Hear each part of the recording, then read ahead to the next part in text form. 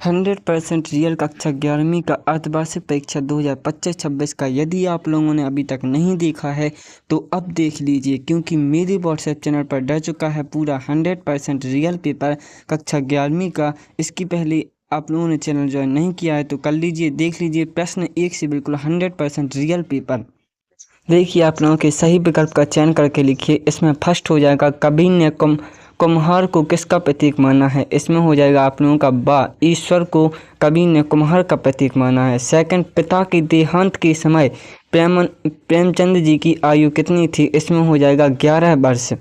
Third, आग उगलना का क्या अर्थ होता है। आप लोगों को पता होगा आग उगलना का अर्थ होता है आग उगल लगाना ही होता है उसका अर्थ। इसमें फर्स्ट हो जाएगा सो। फोर्थ है उत्तेजना का मूल कारण को क्या कहते हैं। इसमें हो जाएगा आप लोगों का विभाव आ। फिफ्थ देख लीजिए, खुदाई के समय गर्मी कम करने के लिए कुएं के ऊपर से क्या फेंका जाता है। इसमें हो जाएगा रेत। लेकिन इसके पहले आप लोगों ने यदि चैनल ज्वाइन नहीं किया है तो चैनल को सबसे पहले तो सब्सक्राइब कर दें और इसके बाद आप लोग व्हाट्सएप चैनल ज्वाइन कर लें, क्योंकि हिंदी के साथ साथ आप लोगों के जितने भी 3 नवंबर से परीक्षा होने वाली है उसमें जो भी पेपर होंगे मैं फर्स्ट में आप लोगों को दिखाऊंगा। इसलिए अब देख लें आप लोग प्रश्न 2, रिक्त स्थानों की पूर्ति करके लिखिए। कवि दुष्यंत ने वृक्ष के साये में धूप लगने की बात की है, तो आप लोगों का इसमें हो जाएगा धूप लगने की बात की है। शूटिंग वाली घर में पड़ोस घर में नाई रहता था, उसमें आप लोगों का हो जाएगा नाई रहता था। शब्द युग्म के कितने प्रकार होते हैं। इसमें आप लोगों को पता है शब्द युग्म के 3 प्रकार होते हैं।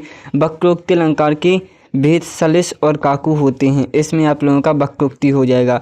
ऑल इंडिया रेडियो की स्थापना कब हुई। इसमें आप लोगों का 1936 हो जाएगा। और लता मंगेशकर प्रसिद्ध गायक हैं। इसमें हो जाएगा दीनानाथ की पुत्री हैं।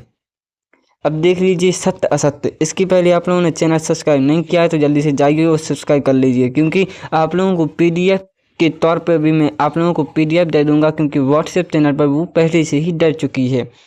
आपका बंटी और महाभोज उपन्यास मन्नू भंडारी की किस प्रसिद्ध के स्तंभ हैं।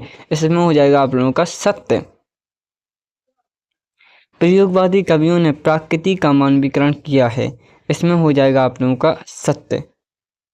भाव पल्लवन को सार संक्षेपण भी कहते हैं, ये असत्य हो जाएगा आप लोगों का। बिंब किसी पदार्थ की मानसिक या मानसिक चित्र होता है, यह भी सत्य हो जाएगा।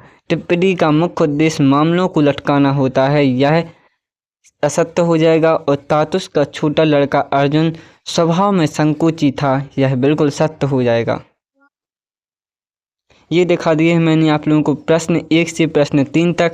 अब हम लोग देखने जा रहे हैं प्रश्न 4, लेकिन सही जोड़ियों का मिलान करके लिखिए। इसकी मैंने भी सही जोड़ियां मिलान नहीं की हैं, लेकिन यदि आप लोगों को इसका आंसर चाहिए तो व्हाट्सएप चैनल ज्वाइन कर लें, उस पर डल चुकी हैं। और फिर देख लें, आप लोग इसकी स्क्रीनशॉट ले सकते हैं और खुद से भी मिलान कर सकते हैं। ऐसी बात नहीं है कि आप लोगों को व्हाट्सएप चैनल ज्वाइन करना ही पड़ेगा, आप लोग खुद से भी सही जोड़ियां मिलान कर सकते हैं। उसके बाद प्रश्नों के उत्तर एक वाक्य में लिखिए। तो इसमें देख लीजिए आप लोगों का कवि भवानी प्रसाद मिश्र के परिवार में कुल कितने सदस्य थे। इसमें हो जाएगा आप लोगों का 10 सदस्य थे। उनके परिवार में, भवानी प्रसाद मिश्र के परिवार में कुल 10 सदस्य थे। नागार्जुन आधुनिक काल के किस बात के कवि थे। इसमें हो जाएगा आपके प्राथमिक बात के कवि थे। 2 या 2 से अधिक व्यक्तियों के बीच होने वाला क्या कहलाता है। इसमें आपका संभाषण हो जाएगा। लोहे का पेड़ किसके लिए बनवा सकते हैं। इसमें हो सकता है आप लोगों का माता पिता के लिए बनवा सकते हैं। और आप लोग एक बार चेक कर लें, और इसका आंसर चाहिए तो आप लोग PDF में आंसर सहित दे दूंगा, इसीलिए आप लोग चैनल को सब्सक्राइब जरूर कर लें। सेकंड पार्ट में आप लोगों को इसका आंसर सहित आएगा, इसीलिए आप लोग चैनल को अभी से सब्सक्राइब कर लें, क्योंकि आप लोगों के यहाँ कुल 6-7 दिन ही बचे हैं पेपर के लिए। भारतेंदु युग की किन्हीं 2 विशेषताओं को लिखिए।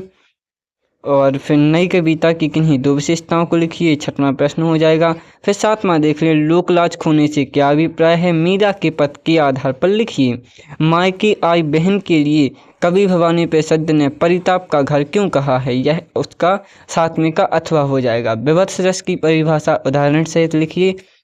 ये आप लोगों का 8वां प्रश्न हो जाएगा। मुक्तक काव्य एवं खंड काव्य में का अर्थ क्या है। ये आप लोगों को 2-2 नंबर के हैं जो कि आप लोगों को छोटे छोटे 30 शब्दों में देना है।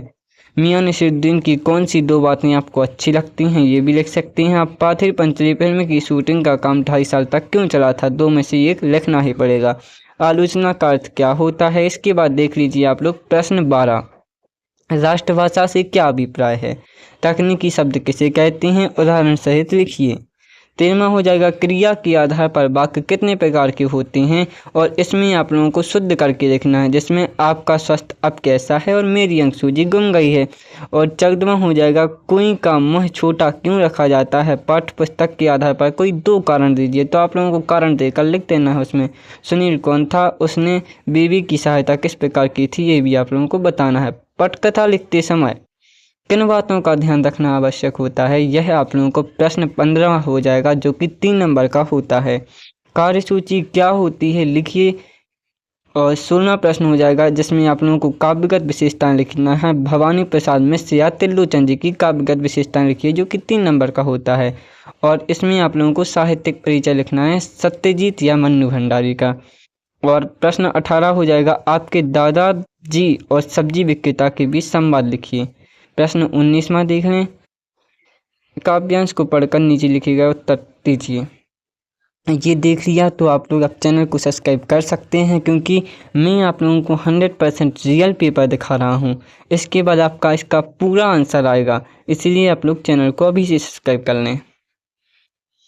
आपकी 100% मदद होगी इस चैनल पर। देख लीजिए अब, संदर्भ प्रसंग व्याख्या सहित लिखिए। यजमान लोग उनकी निष्ठा और संयम के कारण, इसका सब आंसर दे दिया गया है। मैंने सब आंसर ढूंढ लिए हैं, आप लोगों को बस इतना करना है, चैनल पर जाएं और चैनल पर आप लोगों को व्हाट्सएप चैनल पर मिल जाएगी इसकी।